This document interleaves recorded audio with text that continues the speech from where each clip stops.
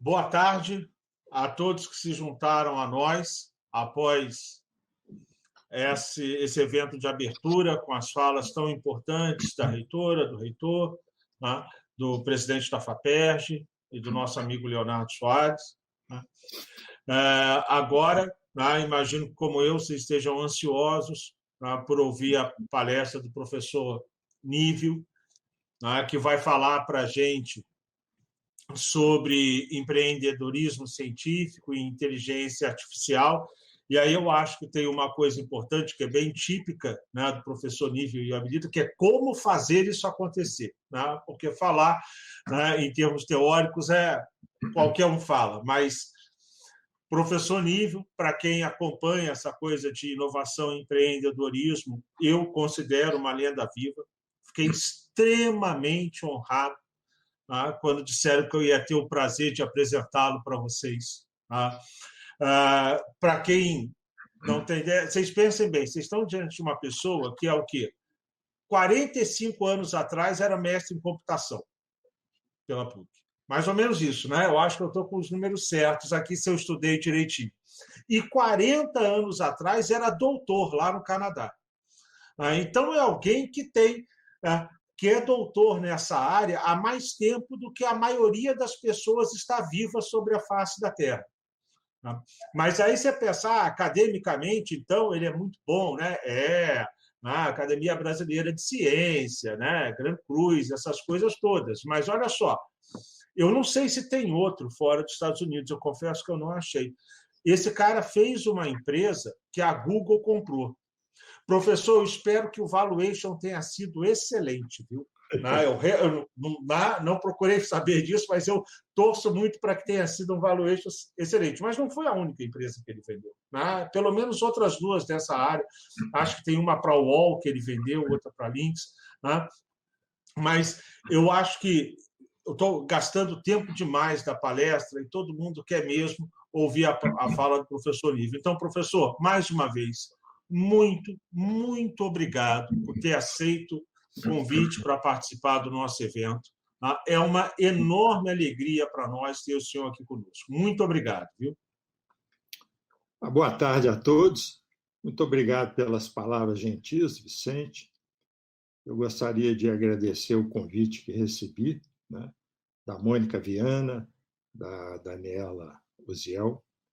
É uma honra, é um prazer muito grande estar aqui. E o que eu pretendo fazer, então, é compartilhar a minha tela agora para fazer uma apresentação para vocês. Muito bem, o que eu pretendo falar, então, é sobre o empreendedorismo científico e também a inteligência artificial, que é a minha atual área de pesquisa, né, que eu tenho trabalhado. Como vocês vão ver, eu vou falar rapidamente sobre isso. E como é que eu consegui realizar o empreendedorismo científico realmente. Tem toda uma história aí, né? Eu fiz o doutorado na Universidade do Waterloo, no Canadá, que é a universidade mais empreendedora do Canadá. Então, meu orientador criou muita empresa, aquilo é um vírus que meio que entrou em mim, mais ou menos o começo foi por aí. E por que é importante, né, mobilizar conhecimento na universidade? Né? Existem diversas coisas interessantes que eu vou procurar mostrar para vocês. Né? Em primeiro lugar, eu acho que a universidade tem a obrigação, né, de mobilizar conhecimento de qualidade e para gerar riqueza por meio de empreendimentos inovadores, né? Com tecnologia de ponta e tudo mais, que você só consegue com um grupo de pesquisa de ponta por trás. Então, na minha opinião, nós temos praticamente uma obrigação moral, não só de produzir recursos humanos de alta qualidade, mas retornar para a sociedade o recurso que ela coloca, né, nas universidades, gerando empregos nobres, gerando riqueza. Né? Eu sempre tive essa postura. Agora, o potencial da universidade brasileira tem um aspecto muito interessante. A produção científica, nossa saúde 0,8% da produção mundial em 1996 para 2,6% em 2018. Esses são dados do professor Brito Cruz, da ex-FAPESP, né? Mas, apesar de crescente, essa produção não gera PIB, não gera riqueza na proporção que deveria se comparada com os países desenvolvidos. Então, que eu vou mostrar para vocês, eu peguei um exemplo, que é o MIT, que é uma universidade que tem 10 mil estudantes apenas, 6 mil de pós-graduação, 4 mil de graduação. E esse estudo foi feito pelo MIT Sloan School of Management. Ele é de 2007, 2008, foi publicado em fevereiro de 2009. E de lá para cá, esses números só cresceram. O objetivo do estudo era verificar o que aconteceu com as empresas criadas por professores, alunos, pessoas que passaram pelo MIT. A condição é a empresa está ativa, o empreendedor vivo, e catalogaram 25.800 empresas, 3.300.000 pessoas empregadas e um faturamento anual dessas empresas de 1 trilhão 800 bilhões de dólares por ano. Isso é PIB brasileiro, aproximadamente. Isso é MIT, 10 mil estudantes. Se vocês considerarem Stanford, que é muito mais forte nesse lado, você pega Cisco, infraestrutura computacional, tem mais de 200 bilhões de valor de capitalização combinada, né?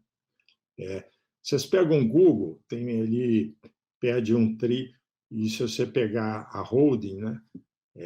A Alphabet, vale 1 trilhão e 500 bilhões.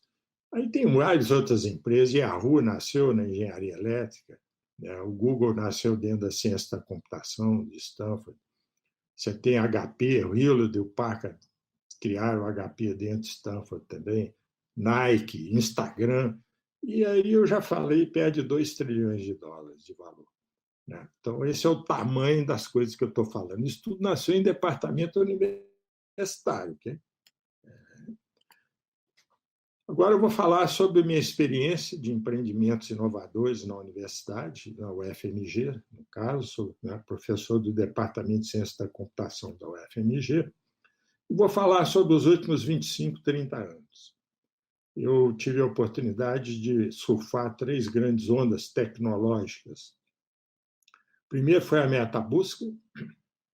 Metabusca, a gente pega mecanismos de terceiros, pega as páginas, né, que estão na web e traz essas páginas de vários sites, né, servidores web, faz a fusão dos resultados e apresenta para os usuários. Essa é uma indústria muito forte hoje, tem Airbnb, Maxmilhas, né? Mas na época que a gente fez, foi logo depois que a web nasceu, né, em 1996, 97. A web nasceu em 92, 93, né? A internet não, ela nasceu nos anos 60. A internet interliga computadores e a web interliga pessoas. É muito diferente, ela nasceu mais nos anos 90. Né? Depois eu entrei na área de busca tradicional, como a do Google, né, por exemplo. E agora estou trabalhando, como eu já adiantei, na área de inteligência artificial. Esse aprendizado de máquina é uma sub-área mais importante da inteligência artificial que eu vou detalhar para vocês. Essa é uma grande onda, isso aí é mais para tsunami mesmo.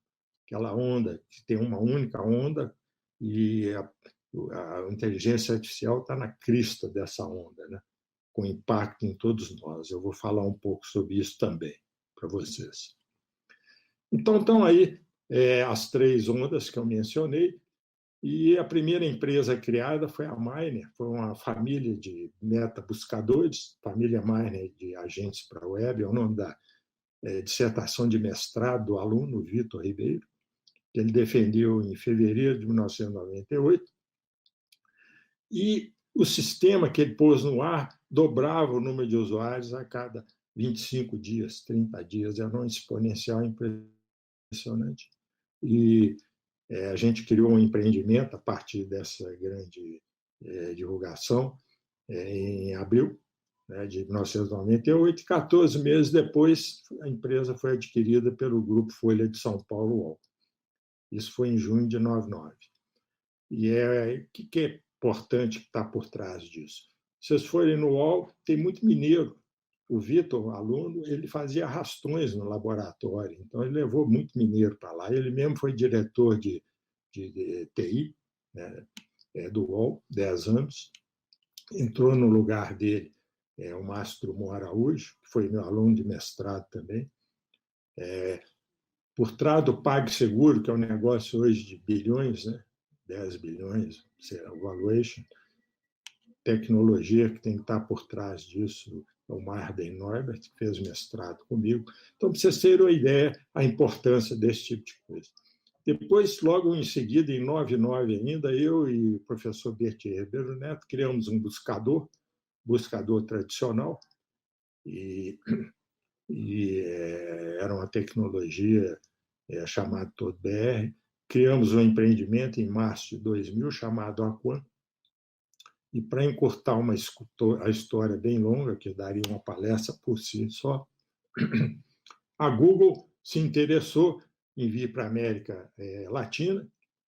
Google tinha acabado de fazer a oferta pública de ações, o IPO, em 2004, e resolveu que queria vir para a América Latina. Como a gente estava no radar deles, eles começaram a negociação no final de 2004 conosco e fecharam a compra em julho, 19 de julho, né, de 2005. Abriram um centro de pesquisa e desenvolvimento da Google, que é em Belo Horizonte, é um dos mais importantes do mundo, fora dos Estados Unidos. A Aquan foi a primeira empresa adquirida pela Google fora dos Estados Unidos e criou o comercial em São Paulo. Para vocês terem uma ideia, qualquer consulta que se faça hoje, de qualquer lugar do mundo no buscador da Google, empresa, se vocês pegarem as top 10 respostas, tem pelo menos 2 ou 3 que são algoritmos desenvolvidos aqui em Belo Horizonte. A turma de busca, eles pegam e entram no mecanismo de busca. Eles é um dos poucos grupos fora dos Estados Unidos que põe a mão no mecanismo de busca. E quem lidera esse grupo é um aluno meu de doutorado, Bruno Poças, que fez doutorado na área de busca mesmo. Então, para vocês terem uma ideia do valor desse tipo de coisa. E depois, ainda dentro da mesma onda de busca, nós criamos a NEMU, junto com professores lá da Universidade Federal do Amazonas, 2 professores que nos ajudaram a criar o buscador da Aquan, né? O professor Edileno Moura e o professor Tigan Soares da Silva, Edileno Silva de Moura. Edileno fez doutorado comigo, o Tigan fez com o professor Alberto Lender, e a gente criou a NEMU, e para te curtar uma conversa longa, também interessantíssima, a NEMU chegou a ter 30% do e-commerce passando fazendo busca, né? Tinha como cliente, por exemplo, Americana, Shoptime, B2W, é um exemplo. E em 2015, a Lynx, que é a maior empresa de varejo, querendo entrar no e-commerce, adquiriu a NEMU, setembro de 2015. E aí criamos, em março de 2016, a Kununu, né? Que está na área de inteligência artificial, né? Com aprendizado de máquina. Okay? Agora, é importante isso aí. A UFMG tem ações da Kununu. Ela tem participação acionária. Foi uma peça jurídica que nós criamos. Essa peça jurídica foi criada já há algum tempo, em 2011, e ela foi sendo aprimorada. É uma história bonita também, que eu não tenho tempo de contar em detalhes, mas, no fim, a gente aprimorou essa peça e virou a forma de usufruto de ações. Então, quando algum professor, algum aluno resolve criar uma empresa, uma startup a partir de conhecimento gerado na UFMG, ele pode fazer isso e a propriedade intelectual, que é da UFMG, é transferida, tipicamente por 5% das ações. A universidade recebe dividendos e recebe valor de venda, foi o que ocorreu com a Google, a UFMG recebeu esse percentual equivalente. Mas a startup tem autonomia no direito de voto. A UFMG não tem direito de voto. Então, corta o cordão umbilical e tem autonomia. E não há risco de caso de passivo gerado, porque a gente cria uma sociedade anônima, tem tudo isso. Tem, por exemplo, a referência que está embaixo é um artigo escrito pelo pessoal da Faculdade de Direito, né, professora com uma aluna, Rúbia Neves, tem um paper de 45 páginas explicando esse modelo aí que a gente criou. A Kunume é uma empresa que faz a ponte entre negócio e inteligência artificial e, pelas características da inteligência artificial, tem um escopo de atuação amplo. Eu vou tentar explicar para vocês o porquê que isso acontece, falando um pouco da inteligência artificial para vocês, certo? Dentro do tempo bem limitado aqui, dê uma olhada aqui para controlar. Então, a gente atua em arte, tem resultados interessantes em engenharia, finanças, fintech, por exemplo, Banrisul é cliente com Nume, materiais, Braskem, por exemplo, saúde, a Unimed Belo Horizonte, que é uma das maiores do Brasil, né? Tem 1.300.000 filiados. A gente tem uma série de projetos, eu vou mencionar alguns na área de saúde para vocês, seguradoras, né, dentre outros. Okay? E voltaremos mais tarde à Kunume, mas agora quero falar sobre a inteligência artificial, tentar explicar para vocês o que está por trás desse tsunami que eu mencionei, que está mudando a vida de todos nós, né? Nos nossos celulares, em todas as formas que vocês possam imaginar. Vocês estão vendo aí, nesse gráfico, é a curva da população de cavalos e mulas nos Estados Unidos, de 1900 a 1960. Em 1900, os Estados Unidos tinha 76 milhões de habitantes e tinha 20 milhões de cavalos, 22 milhões de cavalos e mulas ali em 1900, né? E a economia americana era muito baseada em cavalo, né? No transporte chamado last mile, né? No final já tinha ferroviário com vapor, mas o cavalo era o transporte, né? Na época. Chegou até 1920, teve 25 milhões de cavalos nos Estados Unidos, e depois teve um declínio acentuado, né, a partir daí. E o que aconteceu aí? O que vocês imaginam? Hoje, os cavalos são usados basicamente para recreação. Eles perderam os seus empregos e são usados basicamente para recreação, né? Então, o que ocorreu é isso que está aí. Surgiram os motores de combustão interna, motores a explosão, e os cavalos, então, foram substituídos pelos motores, né? A explosão, né?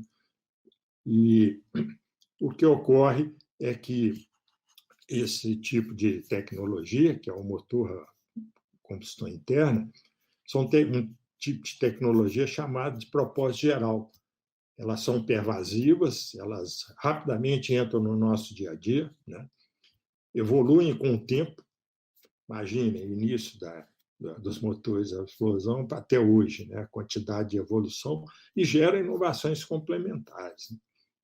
Outro exemplo da mesma época é a eletricidade. Imagina a gente sem eletricidade, né? A eletricidade nasceu mais ou menos na mesma época, início do século passado, certo? Mas hoje o que ocorre é isso que está aí. Vocês estão vendo aí tratores autônomos, né, representado por um novo tipo de tecnologia de propósito geral, que é a inteligência artificial, né? A inteligência artificial é a tecnologia de propósito geral do momento. Tem a mesma importância dos motores a combustão interna e a mesma importância da eletricidade. Quem não percebeu isso vai acabar percebendo, né? Na base do choque, inclusive, em muitos casos, né? Com empresas e tudo mais. E a inteligência artificial ela dá a capacidade aos computadores, né, de aprender sem serem explicitamente programados naquele passo a passo que a gente está acostumado. Né? Ela permite programar o computador mesmo quando não sabemos como descrever a tarefa. E eu vou explicar como que isso acontece. Por quê? Porque aprende a partir dos dados. Né? O que vocês estão vendo aí é o Corpo de Bombeiros, numa cidade grande americana, não sei se é Chicago, em 1914. Né? Vocês veem que eles ainda usavam cavalos, né, para socorrer incêndios e coisas do tipo. Será que nós, os seres humanos, nós vamos seguir o mesmo caminho dos cavalos? Esse é um debate também que muito interessante, mas que a gente não tem tempo para aprofundar aqui, porque nós temos um tempo bastante limitado para tudo que eu quero falar para vocês. A inteligência artificial é antiga, ainda vem do tempo dos computadores, né, do Alan Turing, lá nos anos 40. Né? O Arthur Samuel foi outra pessoa extremamente importante para a área. Né? Então, a história da inteligência artificial é bem antiga e também é muito bonita de ser contada, mas eu não tenho tempo de aprofundar aqui. E a inteligência artificial, então, tem essa sub-área que eu já mencionei, que é o aprendizado de máquina, que vem do inglês chamado machine learning, né? Que é a sub-área mais importante que tem da inteligência artificial, certo? O que é o aprendizado de máquina? Os computadores, a gente sabe, né, muitos de nós, inclusive, programamos, são programados para decisões discretas, do tipo, se ocorrer alguma coisa, então determinada ação é feita, certo? Vocês estão vendo aí a imagem de drones no céu de Xangai, e se a gente tivesse na engenharia de software tradicional, né, como a gente conhece desde lá dos anos 40, pudesse dizer o seguinte: se um drone for chocar com outro, não. Isso é impossível na engenharia de software tradicional. Vocês estão vendo aí é um balé de drones.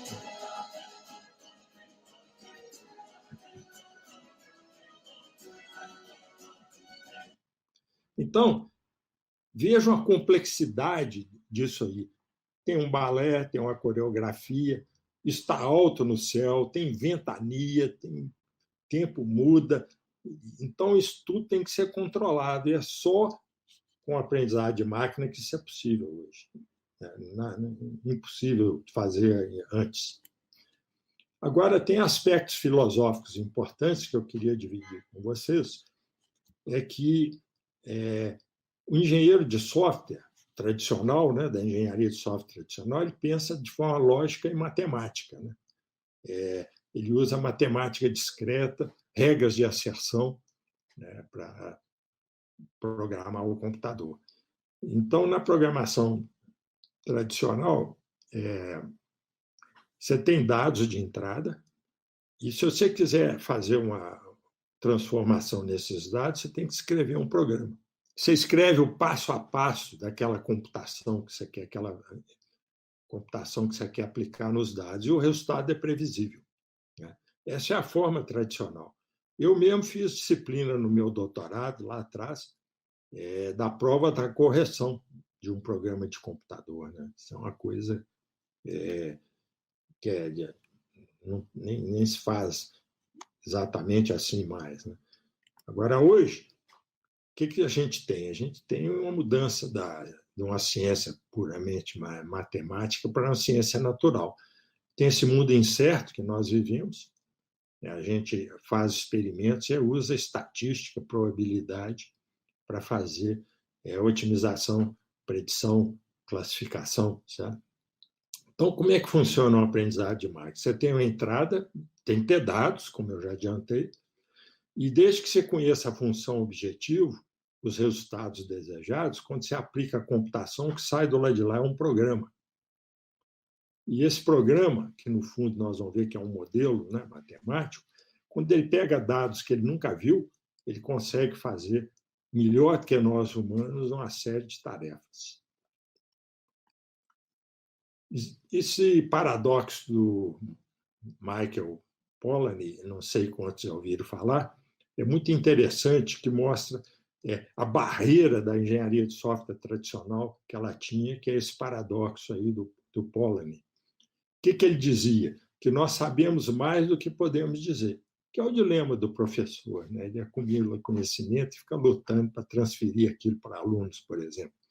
Nós, humanos, entendemos como realizar muitas tarefas, mas não como verbalizar procedimentos por trás delas, né? Por exemplo,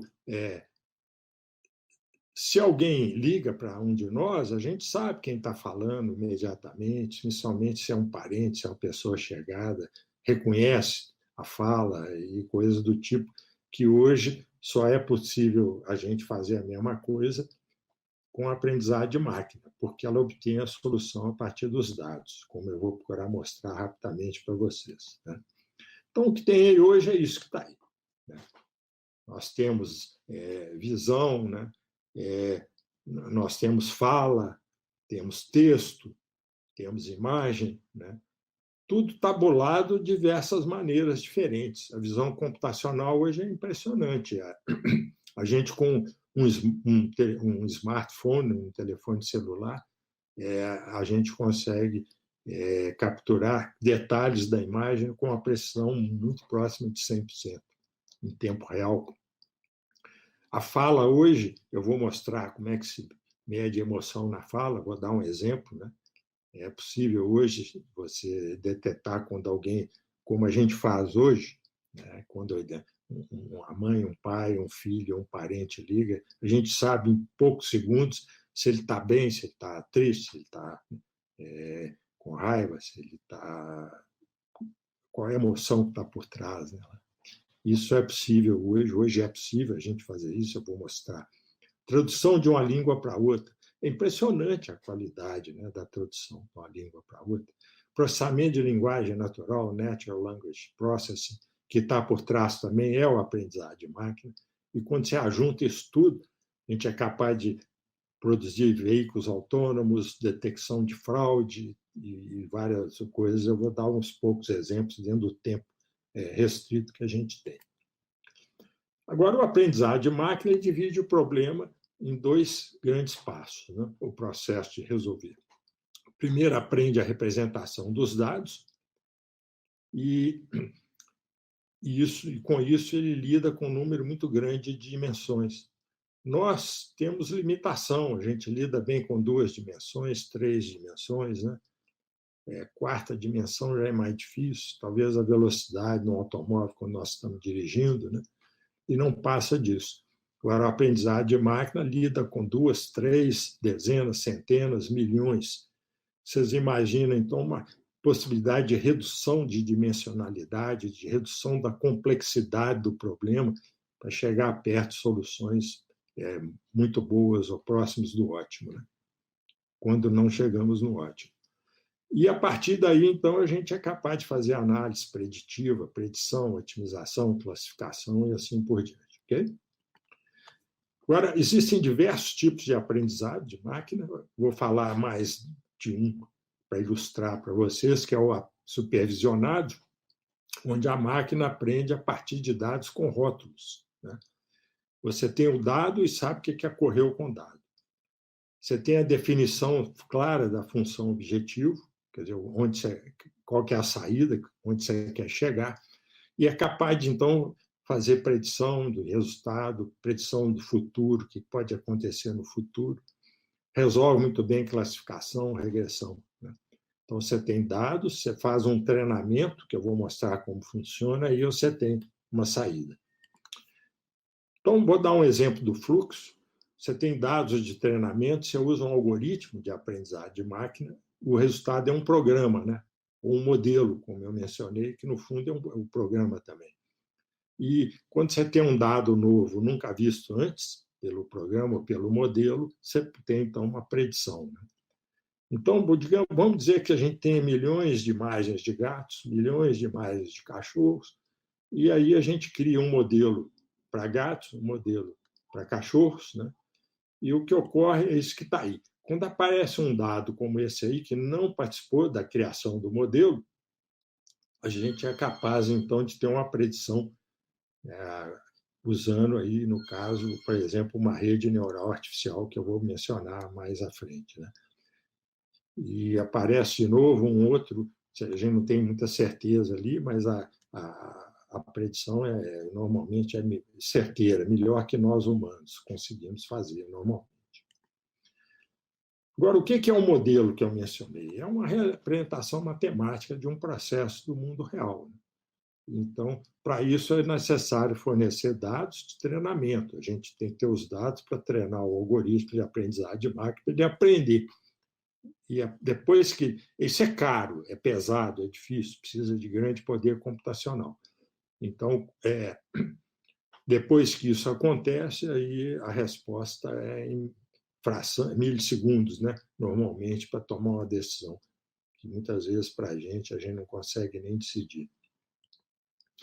Aí está um exemplo de uma rede neural, né? A rede neural artificial, elas foram criadas no início dos anos 80, né? E elas foram inspiradas no cérebro dos seres vivos, né? Como está representado aí no momento, mas elas são muito difíceis de serem treinadas, né? E precisam de muitos dados e grande poder computacional. Né? Então, isso é uma coisa que não existia. Né? Hoje, o que ocorre é que essas redes neurais artificiais, elas... só voltando aqui, antes eu queria fazer um comentário importante. Por exemplo, uma mosca tem 100 mil neurônios. Né? Um rato, um camundongo, já é muito mais sofisticado o cérebro, né? Tem 200 milhões de neurônios. Mas nós, humanos, temos 86 bilhões de neurônios, com conexões, sinapses criadas em tempo real, né? Criadas quando tem demanda, quando a gente tem uma emoção, vê alguém falando ao telefone, você processar quem está falando, que emoção que está por trás. São partes diferentes do nosso cérebro que são ativadas.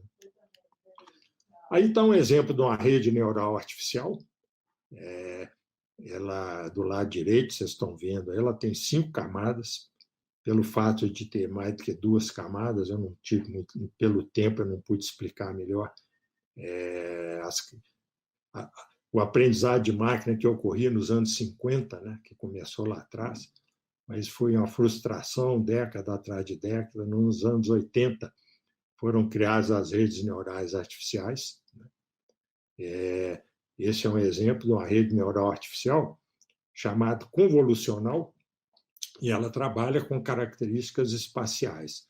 Vocês estão vendo ali uma imagem, tem um cesto com um bicho ali dentro, parece cachorro, gato, é difícil de distinguir, mas a primeira camada ali são pixels da imagem que vocês estão vendo aí no centro. Né?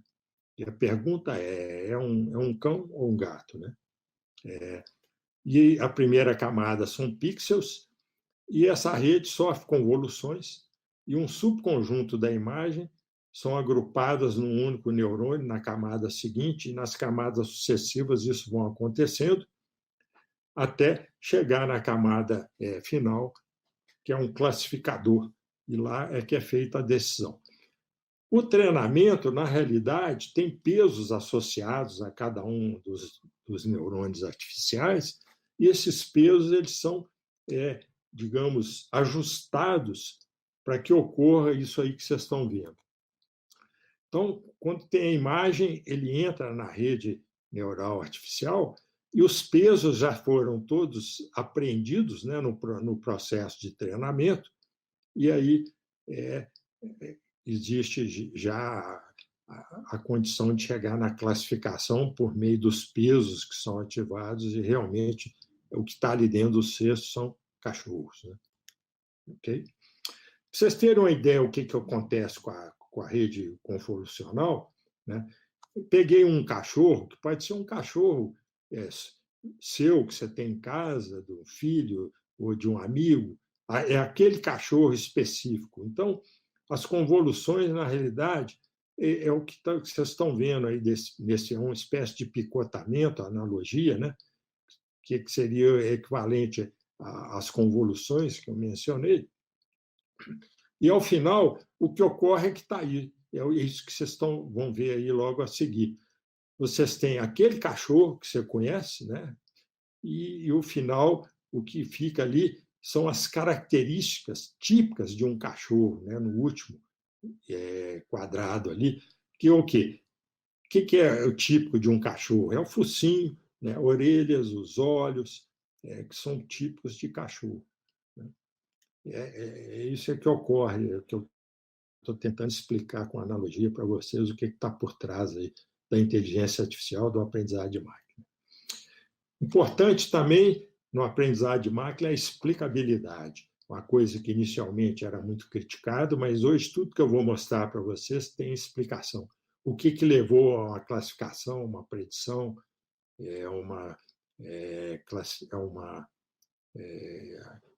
um clustering, um agrupamento, seja lá o que for, né? Qual que seja a função, objetivo que você queira. Né?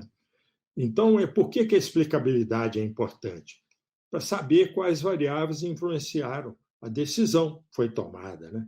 Verificar que o modelo também trabalha como esperado. Vocês estão vendo a imagem, por exemplo, pode ser uma imagem de uma mancha de pele. Né? Quantas vezes algum de nós já foi no dermatologista com a mancha na pele, o dermatologista olha para aquela mancha, né, e não sabe bem o que é aquilo. Né? Isso acontece muito. Né? Então, eu vou mencionar isso de novo mais à frente um pouquinho. E outro aspecto importante é a responsabilização, né? Accountability. Né? E se a inteligência artificial fizer uma predição errada, uma previsão errada, né? Será que a inteligência artificial terá recurso de segurança para não se voltar contra nós? Né? O uso indevido da inteligência artificial. Da mesma maneira que ela pode ser usada para o bem, ela pode ser usada para o mal. Eu vou procurar mostrar isso mais ao final da apresentação para vocês. Por exemplo, com fake news. Né? Uma coisa importante que eu chamo é de humanos no circuito. Por exemplo, o diagnóstico de câncer de pele a partir de imagens, como eu disse para vocês, às vezes você tem uma imagem, você vai no dermatologista, ele olha para aquilo e não sabe o que se trata. Já ocorreu comigo. Eu adquiri uma mancha na pele quando eu fui na Bolívia, La Paz, é muito alto lá, o Lago Titicaca tem 4.100 metros de altura. Eu fiquei no sol, olhando um pôr do sol lindo, maravilhoso, mas eu não sabia que o filtro ali é pequeno e pode realmente ser ultravioleta pesado na pele. Eu cheguei com a mancha na pele, um negócio rosado na pele, na testa. O dermatologista olhou para aquilo e eu vi que ele sabia tanto quanto eu, estava perdido. Aí você vai para a biópsia. Né? E na biópsia, aí veio a resposta. É um negócio chamado rosácea. Aí sabe o tratamento e tudo mais. Então, a biópsia é um padrão ouro. Você pode realimentar um modelo. Então, a partir daí, produz modelos ou programas, né, como eu mencionei, que conseguem diagnósticos superiores ao dos médicos especialistas. Isso vale para qualquer outra área. Tá? Dei um exemplo de uma área específica aí, né? Dermatologia, por exemplo.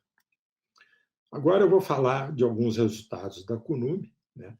Aí agora, voltando, né? Vou pegar alguns exemplos, poucos na área de saúde, e o nosso objetivo é sair de gestão da saúde, da doença, né?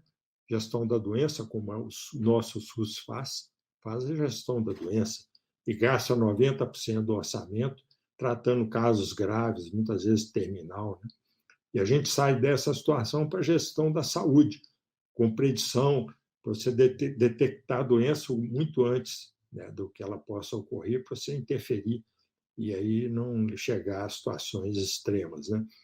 Então, isso que eu vou mostrar, então, é sobre a unidade de tratamento intensivo, que é um negócio do tipo que está aí, né?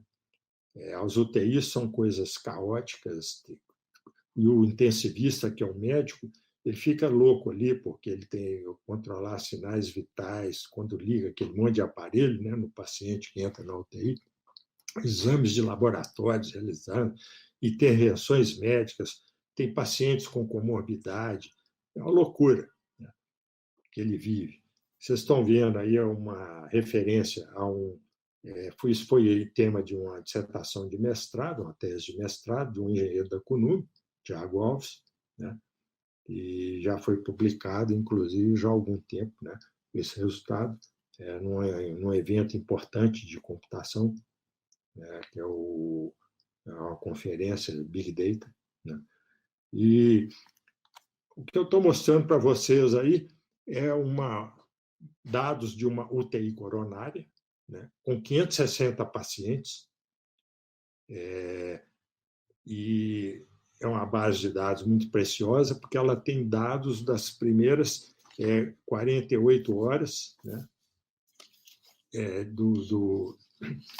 dos pacientes na UTI, e esses dados eles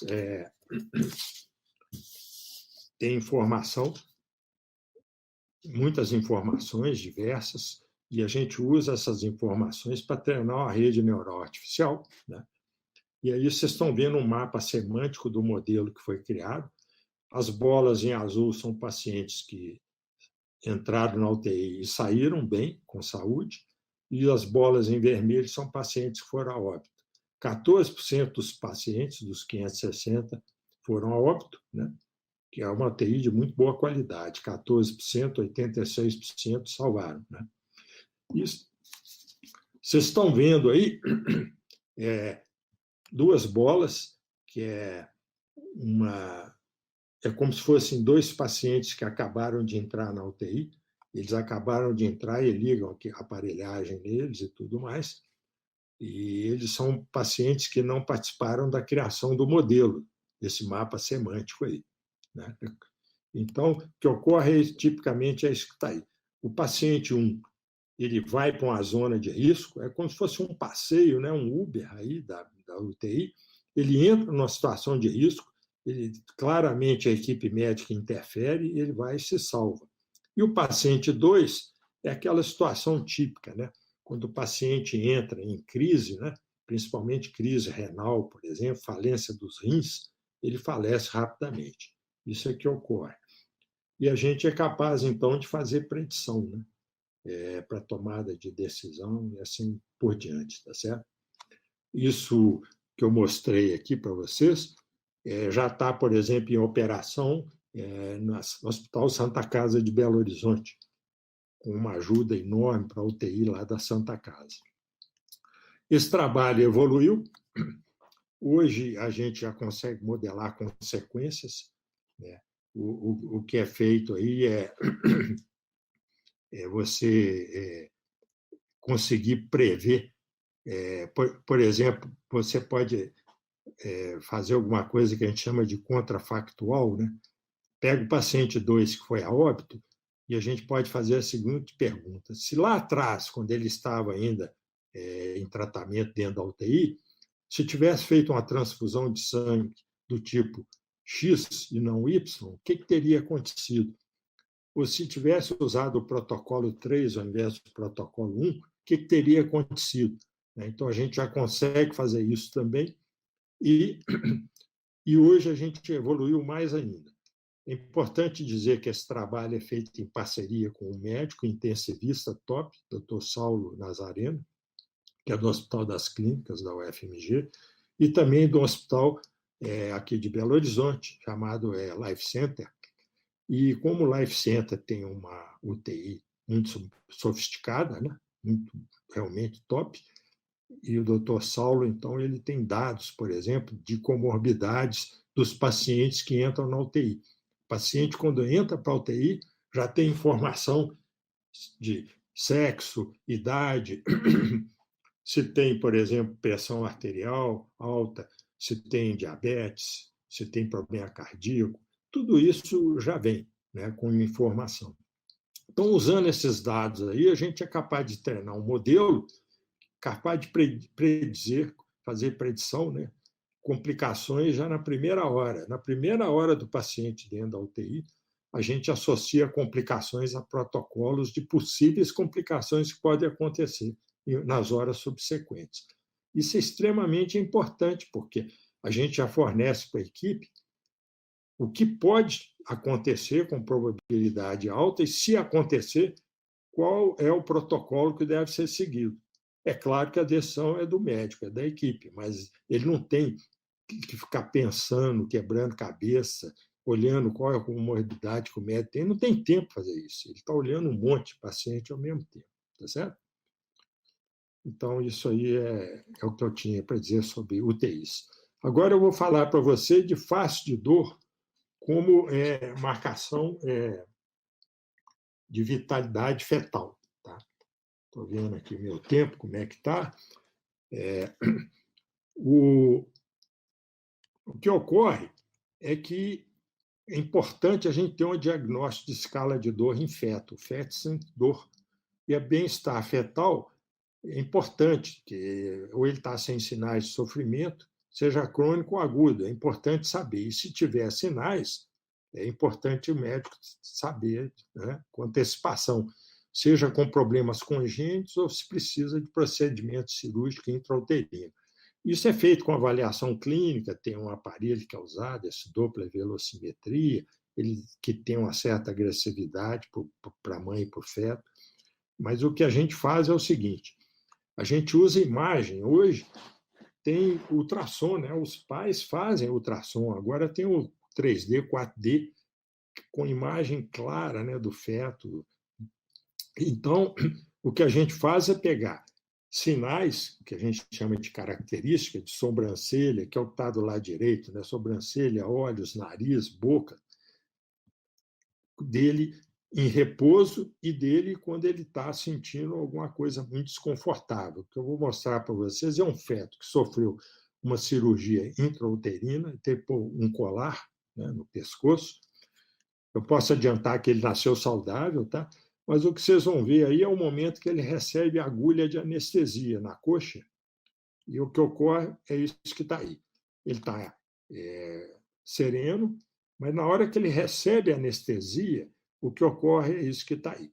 Quer dizer, ele tem toda essa expressão aí clara de contorcimento, de dor e tudo mais.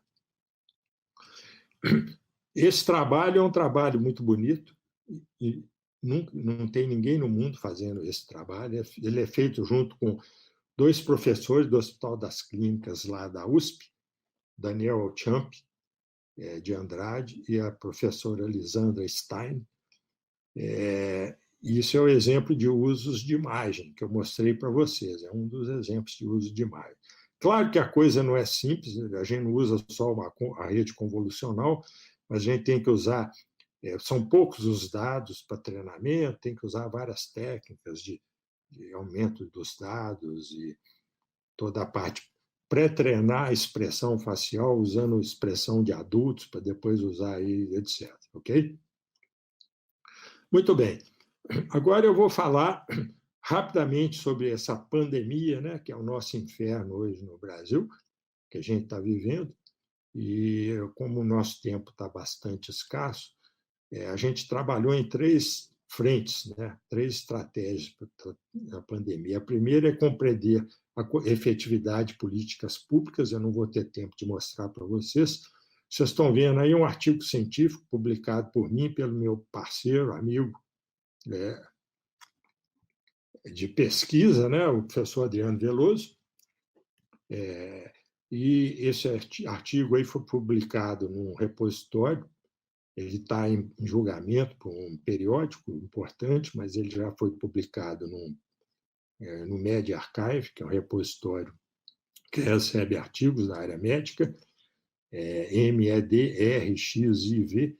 Se vocês puserem essa sigla no Google, junto com o Ziviani, vocês acham o artigo e podem ver o PDF completo dele, quem tiver interesse. Também a gente trabalhou com buscar terapias e tratamentos e encurtar o tempo, né? Pegar drogas já conhecidas para ver se a gente consegue encurtar. Porque uma droga nova leva aí 12, 15 anos, que a gente não tem esse tempo. Se você pegar uma droga já aprovada, e para você aprovar um novo uso para a droga, aí é muito menos tempo. Você pode fazer isso em 2 anos, 3 anos. Né?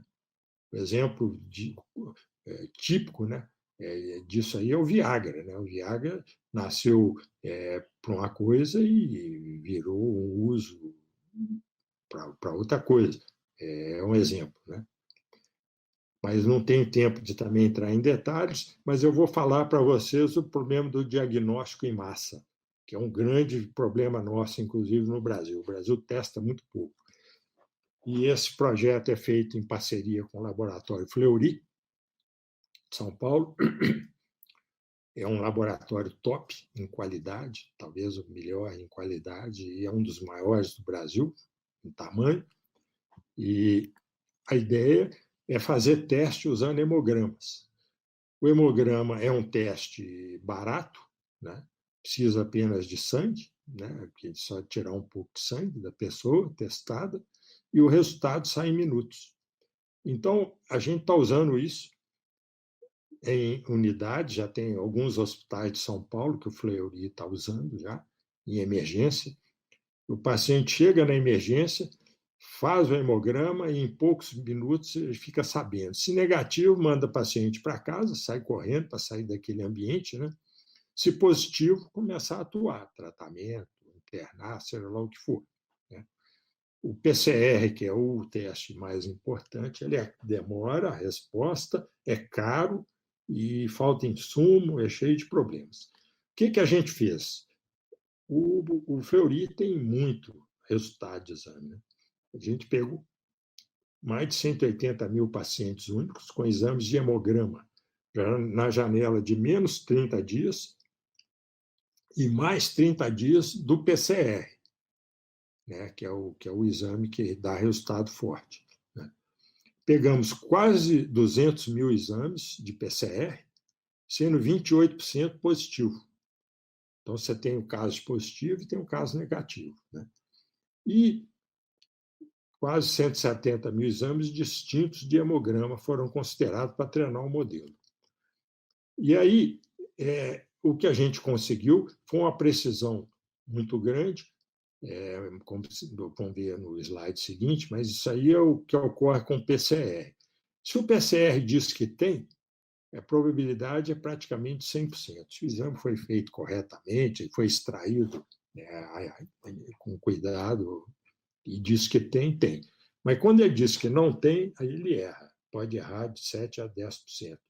70% das vezes ele acerta, 70%, 30% ele erra. Então, logo, a gente não tem...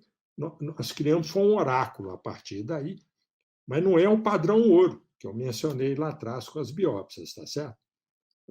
Então, vocês estão vendo aí a imagem de uma métrica para esse caso, que a área debaixo da curva, é muito técnico isso, eu não tenho tempo de entrar em detalhes, mas ela trata da sensibilidade. Né? A sensibilidade te dá o percentual de pessoas doentes que foram corretamente diagnosticadas como doentes. E a especificidade, ela trata do percentual de pessoas saudáveis que foram ditas corretamente como estando saudáveis. Menos isso é o erro. Então, tem o erro aí, mas mesmo assim vocês veem que tem um acerto, precisão de mais de 90%. Né? E do lado direito, mais do que isso, tem a explicabilidade. Explica quais são as principais coisas que levaram à decisão de que o paciente tem ou não tem. E ali são analitos são os componentes do hemograma, e ali tem, no gráfico tem uma vertical ali, o lado esquerdo contribui para não ter o vírus, né, o Covid-19, e o lado direito para ter. Então, vocês veem, por exemplo, que No caso de plaquetas contribui, se tiver alto, né, o lado vermelho é alto, né, azul é baixo, contribui para ter plaqueta, é um fator. Já basófilo, né, que está lá em cima, é o primeiro, vocês veem que é muito forte, é alto, o que contribui para não ter. Então, a gente ainda indica quais são os componentes do hemograma que contribuíram para essa classificação. Muito bem. Agora, eu não sei como é que anda o meu tempo aqui, eu não sei se eu vou ter tempo de mostrar um outro tipo de aprendizado, que é tema quente hoje de pesquisa, que é o reforço, que é feito baseado em recompensa, né? A máquina aprende a maximizar a recompensa, e aí, quando ele dá a saída e vê o erro, ele consegue retornar nessa operação que eu mencionei, né, que atua aqueles pesos que eu citei, mas os dados, você não conhece nada dos dados, eles não têm rótulo. Né? Então, aprendizado por reforço.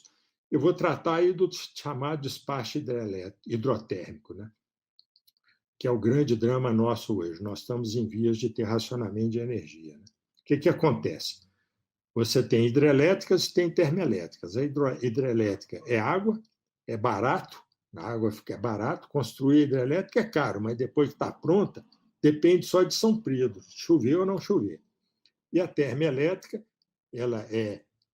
você consegue pôr no ar rapidamente, mas ela é muito cara, ela encarece o preço da energia e, além disso, ela é poluidora. Né? E o que acontece? As distribuidoras de energia elas têm que comprar energia um ano antes. E existem hoje modelos matemáticos que fazem a predição de quanto que ela pode gastar de água e quanto que ela deve guardar de água, porque se faltar água, é isso que nós estamos vivendo hoje. Chove pouco, pronto. Isso é um problema complicado. Né? Então, esse é um exemplo só com hidrelétricas e termoelétricas. Né? Energia, água, hidráulica e energia gás, enfim, para poder não renovável, né, custo operacional muito alto, polui, etc. Então, o que ocorre é o seguinte: a gente criou um modelo, chamando de Alpha Power, que é como se fossem dois jogadores, certo? Jogando um contra o outro aí. O jogador A implementa o aprendizado supervisionado, que eu mencionei para vocês, que produz cenários hídricos plausíveis. Né? Excesso de água com muita chuva, pouca água, vários cenários. E o jogador B implementa um aprendizado por reforço, aquele que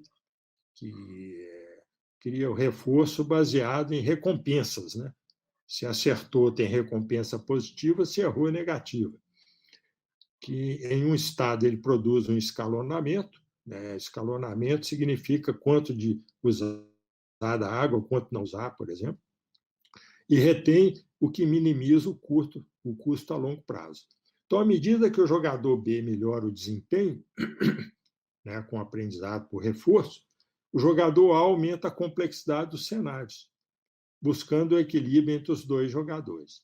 Por exemplo, se eles tivessem usado as distribuidoras esse modelo nosso, talvez a gente não tivesse entrado nessa enrascada que a gente está hoje de reservatórios todos baixos. Né? Então, o que a gente faz é implementar o jogo entre o recurso hídrico, que é a água chegando nos reservatórios, contra quem decide como o recurso será utilizado. Né? Restrições definem as regras do jogo, né?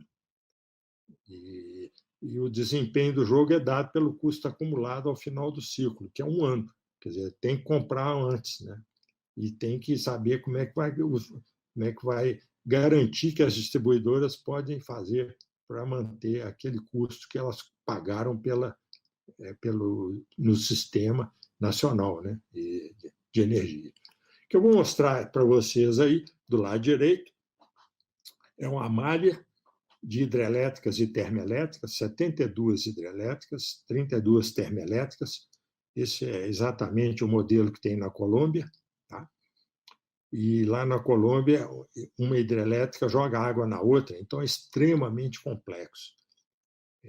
Vocês veem que o modelo só de hidrelétrica termoelétrica, que no Brasil é bem simples comparado com a Colômbia, porque no Brasil a gente sabe onde está a termoelétrica e onde estão as hidrelétricas.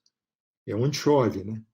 Onde o estudo de tem chuva, não chuva, estudo de 100 anos aí de queda d'água e tudo, os modelos matemáticos trabalham com esse tipo de coisa. Mas agora o que acontece? Está entrando eólica e está entrando solar. E aí isso está distribuído. Solar hoje você pode ter na sua casa e o excesso você joga na rede. E aí a coisa ficou extremamente complicada. É só o aprendizado de máquina que consegue lidar com essa complexidade. Então, no caso aí da Colômbia, é muito mais complicado. Você pode usar água numa coisa ou jogar para a seguinte. E é uma complexidade absurda, com 32 termoelétricas também. Então, esse aprendizado não precisa ficar restrito a cenários que já aconteceram no passado, cria cenários hídricos realísticos, né, com complexidade controlada, e busca o equilíbrio entre a estratégia atual e os cenários observados. Isso aí, o AlphaPower, a gente fez simulação contra... essas curvas aí representam o AlphaPower em preto, e aí em amarelo é a abordagem proposta, que é o estado da arte de aprendizado por reforço, esse tal de SOTA, Reinforcement Learning, Python, é o estado da arte para esse tipo de aprendizado por reforço. E a gente comparou aquele mesmo modelo lá da Colômbia com um e com o outro, e o AlphaPower consegue um custo muito mais baixo, né? Global total, certo? Consegue fazer antecipação, né, da predição do uso de água, quanto deve ser usado, quanto de termoelétrica. Okay? Esse é um projeto em parceria com a Universidade de Stanford, que vem estudando a distribuição das placas solares, aonde colocar estrategicamente para que não ocorra o uso excessivo de solares e haja uso adequado da água, por exemplo. Okay? Isso é outro exemplo. Agora eu vou entrar aqui na fase final, que é o reconhecimento de sentimento na fala e a leitura labial, que eu prometi para vocês lá atrás, quando eu falei sobre fala, né? Lá atrás, no slide, bem lá atrás. Que eu vou mostrar o porquê que é independente da língua, porque a gente trabalha com a frequência. Então, isso aí é um trecho do Poderoso Chefão. Eu vou mostrar para vocês o que ocorre. A gente não usa a imagem, só o som, tá? A cada 6 segundos do som, a gente determina o que está por trás. Qual é a emoção? É o Poderoso Chefão, esse é um gangster contra o Al Pacino. Esse é o irmão do Al Pacino, que ele foi esbofeteado, então você vê que tem raiva, desgosto. Aí uma série de raiva, né, envolvida. Raiva pura e assim por diante. Então, vocês veem que a gente consegue fazer isso, e a mesma coisa com relação a fake news, né? A gente consegue leitura labial, consegue, com segundos de fala, leitura labial e o som que está por trás. Então, isso que vocês estão vendo aí, por exemplo, é totalmente fake. Isso não é o Obama falando, ok? É alguém que está pondo palavras na boca do Obama. É feito na forma como eu mostrei para vocês. Desculpa aí ter estourado o tempo, mas nós temos novos desafios, né? As especialidades médicas já fazem ou farão uso do aprendizado de máquina. O importante é que o especialista mais a máquina já é melhor que o especialista ou a máquina separadamente. Isso vale para qualquer coisa, tá? Não é só na medicina. Esse é meu último slide. Coincidentemente, é o último slide do um professor do MIT, um economista, o Eric Brynjolfsson. E o último slide dele diz que nós temos que reinventar nossas habilidades, instituições e métricas para acompanhar a aceleração disso tudo que eu falei. Que os próximos 10 anos podem ser os 10 melhores anos já vistos no planeta ou os 10 piores 10 anos, depende de nós. Okay? Então, era isso que eu tinha para falar, agradeço, e eu espero que... Eu vi aqui se eu tiro o compartilhamento. É uma pena, não sei se ficou tempo para alguma pergunta, não sei se estourei o tempo aí. Professor, olha, muito obrigado. Realmente, assim, é encantadora a forma como o senhor apresenta, né? A gente tem vontade de ficar te ouvindo por muito tempo.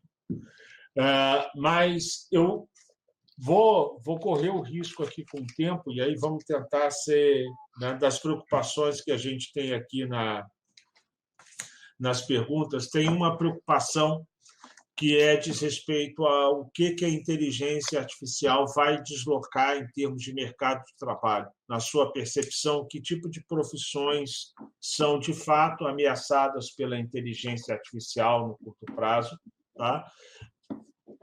E quais não, né? Muito boa pergunta, obrigado. Quem fez? O que ocorre é que... Foi a Alessandra Gaudêncio que perguntou. Lisandra? Alessandra Gaudêncio. Alessandra. É. Tá bom, Alessandra. O que ocorre é que coisas repetitivas os robôs já fazem melhor. Então, tudo aquilo que é repetitivo, já visto aí linha de montagem hoje de automóveis. O automóvel é montado praticamente só com robôs. Então, todo esse tipo de coisa, por exemplo, veículo autônomo, transporte rodoviário, tudo isso, os Estados Unidos tem milhões de motoristas de caminhão, quer dizer, eles vão ser substituídos, não tem como. Então, esse tipo de coisa acontece. Agora, existem várias coisas que a inteligência artificial não consegue mudar. Uma coisa muito importante são os chamados soft skills. Tem uma fala do Jack Ma, que é o criador do Alibaba, lá em Davos, que ele diz que que a gente tem que parar de ensinar conhecimento. Isso é coisa de 200 anos. A gente ensina conhecimento quando ele está disponível com cada vez mais qualidade à mão, né? O que a gente tem que ensinar é soft skills. O que são soft skills? Você ter respeito pelo próximo, ética, certo? Trabalho em grupo. É isso que tem que ser ensinado para as nossas crianças. Coisas que os robôs não podem competir, né? Então, e as profissões, vai haver uma mudança cada vez maior de você ter coisas como lazer, né? Como pintura, arte, cursos, cuidadores, né? Toda a parte de serviços importantes, porque está havendo um descolamento entre o trabalho e a renda. Isso ocorre nos países desenvolvidos, certo? Você vai passar a ter uma renda e vai trabalhar naquilo que você gosta, aquilo que te faz acordar de manhã animado com o que tem pela frente. Então, basicamente, nós estamos caminhando para isso. A inteligência artificial ela é inexorável, ela vem como um tsunami mesmo. Só que é aquilo que eu falei, tá?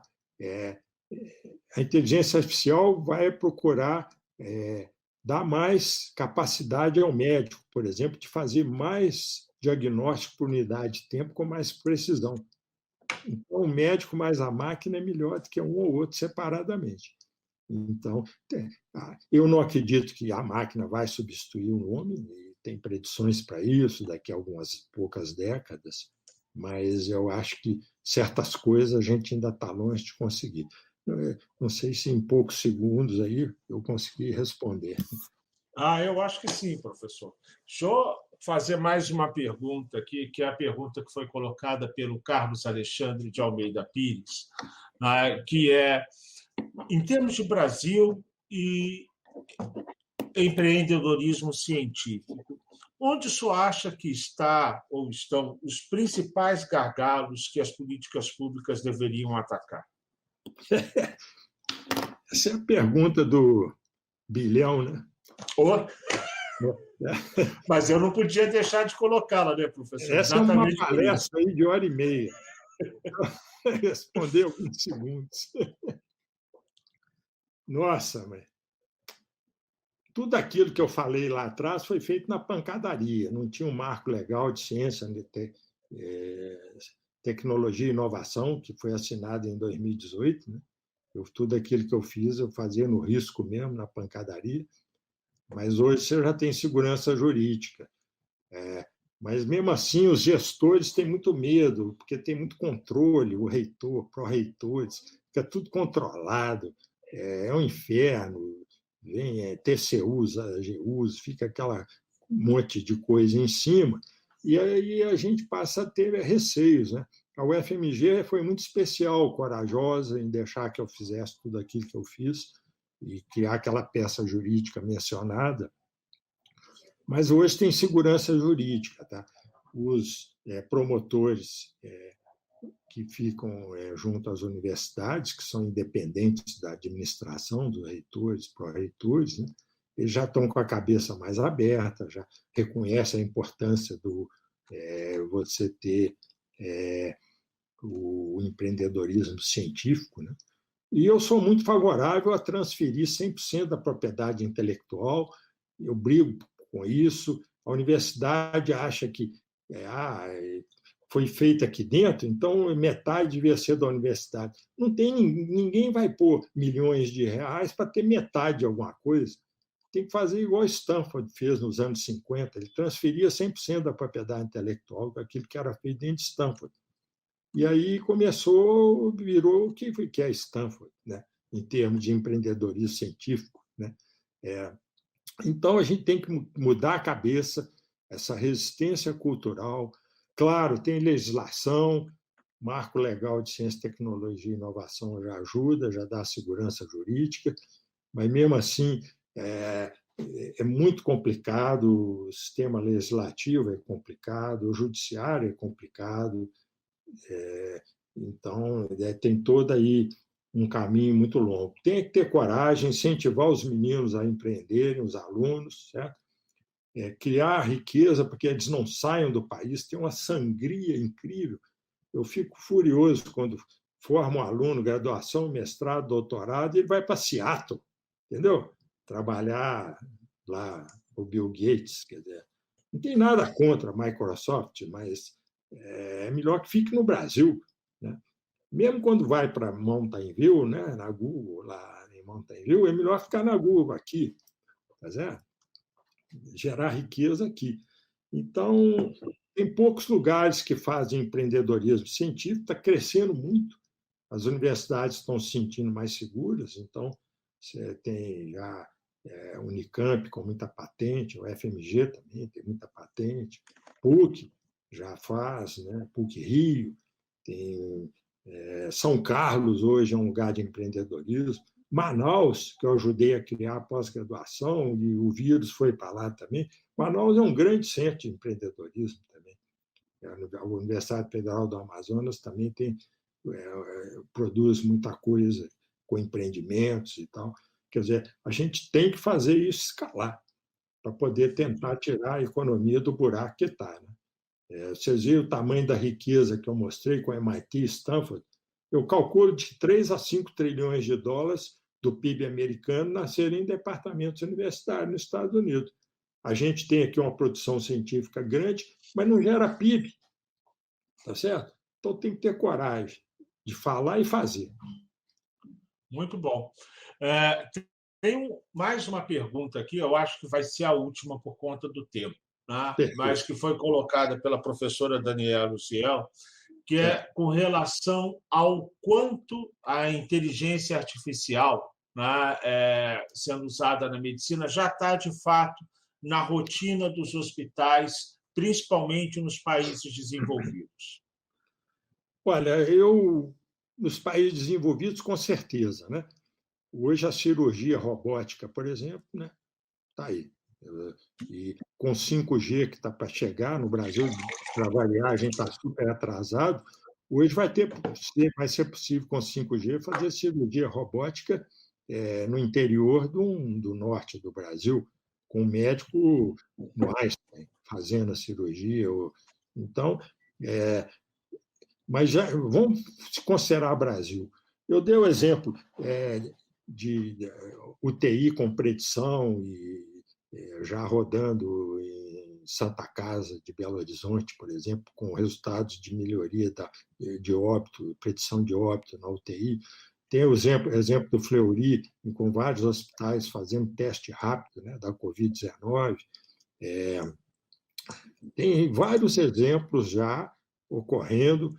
Recentemente, foi criado o Centro de Inovação e Inteligência Artificial na área de saúde, capitaneado pelo FMG, envolvendo o FAM, Federal do Rio Grande do Sul, e envolvendo mais de 100 pesquisadores, e com recursos de empresa também sendo aportada. Por exemplo, a Unimed está aportando um dinheiro significativo, além do Ministério, né, de Ciência, Tecnologia e Inovação, que fez o chamada.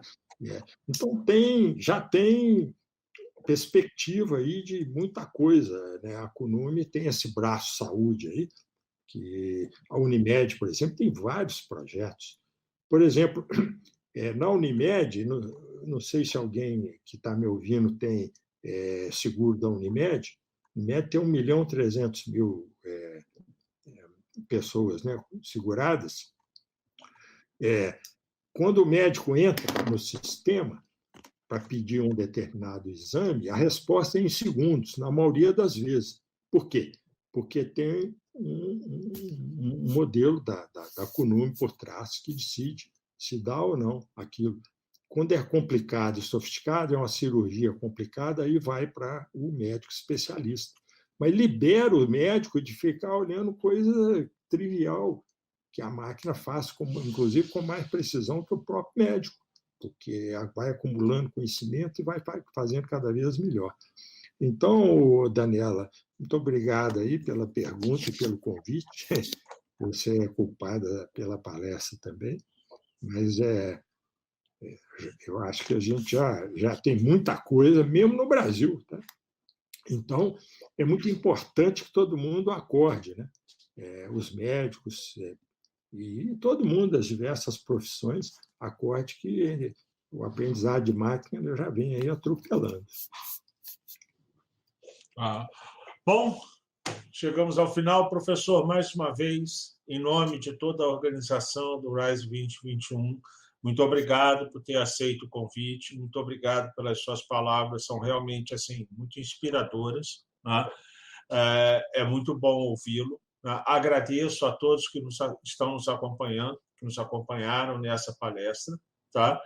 E fiquem bem, vamos adiante. Professor, mais uma vez, muito obrigado. Muito obrigado por todos, pela audiência. Foi um prazer enorme falar para vocês. Tudo de bom. Um abraço. Até logo.